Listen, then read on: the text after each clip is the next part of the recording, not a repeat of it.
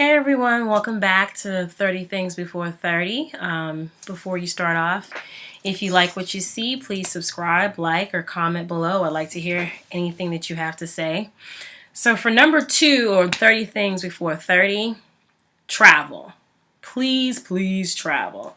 Now, I don't know how many people that I know that are 29, 28, have never left the United States of America. And I think that's absolutely sad. And even sadder are the ones that have never really left the states that they live in. So I live in Massachusetts, and I know a couple people who have never really left Massachusetts or the Northeast. And I don't know how you can. I mean, it's very easy to drive out. You can go to New Hampshire, you can go to New York, you can go to Connecticut, New Jersey. It's all pretty close. So for those who haven't, please do. It's easy. It's not expensive. There are many ways to travel these days. There's the bus. The bus is super cheap. Greyhound, Bolt bus, Mega bus, Chinatown bus will take you anywhere you want to go for under $100. So that's always a best option. Take a day trip to New York, take a day trip to DC or Atlantic City, and I'm pretty sure it's under $100, and you can do it cheaply if you do it with friends.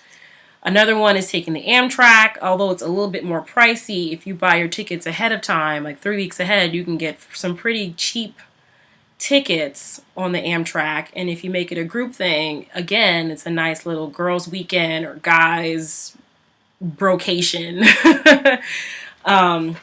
without really breaking the bank.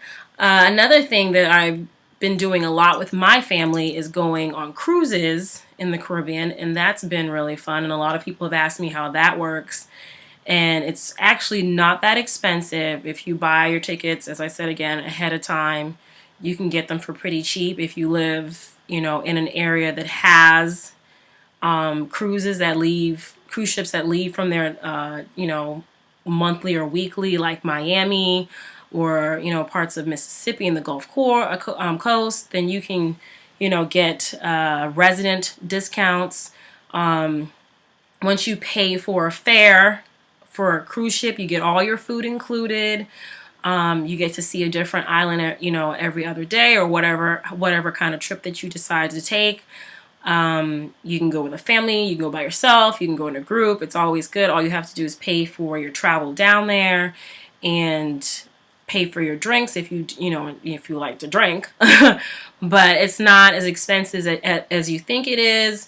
You can take a short cruise. For those who have never cruised before, I always recommend that you take a short, maybe 2-day or 3-day cruise just to see if you have sea legs. Because who wants to take a 7-day cruise and then find out that you get seasick? That would be absolutely ridiculous. And I would definitely say, at least try it out once. I mean, for your 30th birthday, take a cruise. I mean, that would be kind of fun.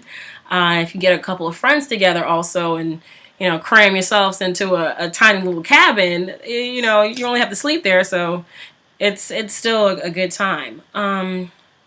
Also for me, I mean, I've done a couple of traveling, but I've never really traveled across Europe or in Asia. And I really want to do, maybe not before I turn 30, but this year or maybe next year, I would really like to take a trip around the world.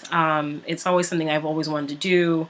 And I've already started planning and looking at budgets and looking at different plane stuff. And there's tons of different websites that can help you do that. Like Boots and All is a very good website that actually allow you to track different flights. It'll also let you create a travel map and see what the prices for different flights are. I actually saw that for a trip that I would like to take, it's not as expensive as I thought it was. It's about, I think, $2,500 to go from New York to London, Paris, Dubai, I think Thailand, Australia, and Hawaii and back. And it's really surprising how cheap these tickets are, especially if you buy them through these companies that know what kind of travel you're trying to do. And then, you can always stay in hostels or different cheap hotels, or even rent. If you stay longer in some of these areas, you can rent vacation homes or rent someone's home for pretty low. So there's all these different options, and I'm definitely, you know, trying to do that myself. So for those, as I said again, if you are almost 30, just turned 30, you turned 30 this year, from all my 1983 babies,